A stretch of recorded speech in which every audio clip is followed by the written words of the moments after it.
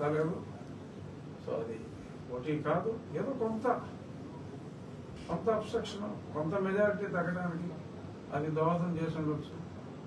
ఆ వ్యక్తే లేకపోతే నా మెజారిటీ కూడా కొంచెం అటు ఇటుగా ఇందాక నేను చెప్పిన దగ్గరలోనే ఉండేది.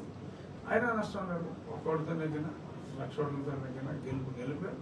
బట్ నేను కూడా బ్రహ్మాండమైన మెజారిటీతో ఖచ్చితంగా గెలవబోతున్నాను. అందులో ఎటువంటి, అందుకని ఇంతమంది చెప్పి అసలు నీ సంగతి ఏంటని అని చెప్పి నన్ను అడుగుతారు నా అభిమానులు. అందుకని చెప్తున్నా, కంఫర్టబుల్గా డీసెంట్ మెజారిటీతో నేను కూడా నెగ్గుతున్నాను.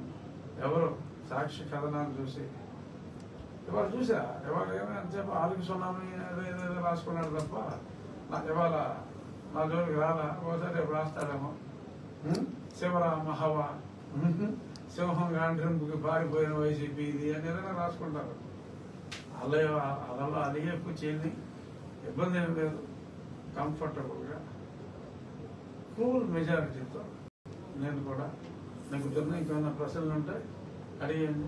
సజ్జల రామకృష్ణారెడ్డి గారు వైఎస్ఆర్సీపీకి 110 నుంచి 120 సీట్లు వస్తాయని, అలాగే రోజు జరిగినటువంటి ఓటింగ్ శాతం అత్యధికంగా నమోదు కావడం గతంలో ప్రభుత్వ వ్యతిరేకతని, నేడు తమ ప్రభుత్వం మీద ఉన్న సానుకూలతని చెబుతున్నారండి. అలాగే పెద్దిరెడ్డి రామచంద్రారెడ్డి గారు రెండోసారి కూడా జగన్ ముఖ్యమంత్రి అవుతారు.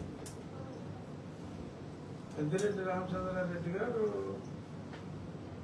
అసలు ఆయన మంత్రి అవడం, ఇప్పుడు ఆయనే పోయిలో ఉన్నాడు. అని చేత అసలు తీసేయండి. ఇది అలా అన్నపోతే ఇంకెలా అంటారు? అస్సలు పెద్ద పెద్ద పేర్లు అందరూ దారుణంగా ఓడిపోబోతున్నారు. ఇంతమంది నాయకుల్ని కొట్టిన చరిత్ర ఇప్పటి వరకు మనం చూడలేదు. ఏదో కోపం అంటే ఏదో తిట్టిన చరిత్ర చూసాం, కానీ డైరెక్ట్గా జనం నాయకులు కొట్టిన చరిత్ర మనం ఇప్పుడే చూస్తున్నాం.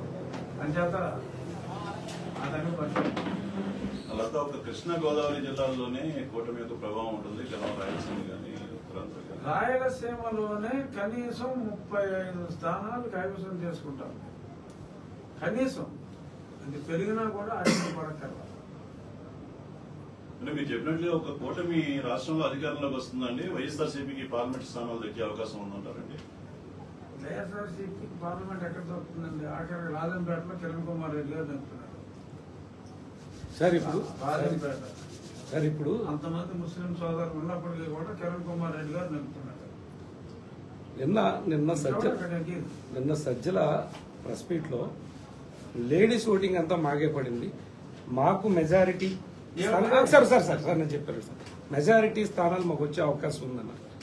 కానీ ఇక్కడ పార్లమెంట్ స్థానానికి వచ్చేటప్పటికి ఎస్పెషల్లీ కోస్టల్ కారిడార్లో క్రాస్ ఓటింగ్ అనేది జరిగిందని ఒక బాగా ప్రచారంలో ఉంది. దాని మీద మీ ఒపీనియన్ చెప్పండి సార్. ఇప్పుడు జగన్మోహన్ రెడ్డి తల్లి, పినతల్లి, చెల్లి, కూతురు, ఇంకో చెల్లి, వాళ్ళే ఆడు ఓటు ఎదురా బాబు అని చెప్పి అంటే మహిళలు నమ్మారంటే ఇంకా దానికి ఏమన్నా అర్థం ఉందా? ఎందుకు నమ్ముతారు? మరి గతంలో ఏదైనా నమ్ముతారని వాళ్ళు అనుకుని ఉండొచ్చు. సొంత కుటుంబ సభ్యులే బాబోయ్ ఈయన ఓటేకండి రా బాబు అని చెప్పి చీర చెంగున అర్థిస్తే ఏ స్త్రీ అయినా వాళ్ళు చెప్పింది నమ్ముతారా? సజ్జలు చెప్పిందో, లేకపోతే నా శల్యమ్మ, నా అక్క అని చెప్పి అక్కర్లేని చోట కకారం షకారం వాడే జగన్మోహన్ రెడ్డి మాటలు నమ్ముతారా? నమ్మరు. వాళ్ళు ఒక కసితో గుద్దారు.